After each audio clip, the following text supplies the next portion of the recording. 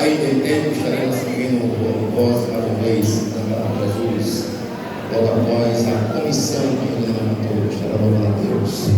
E a igreja permanece adorando e glorificando o nome de Jesus.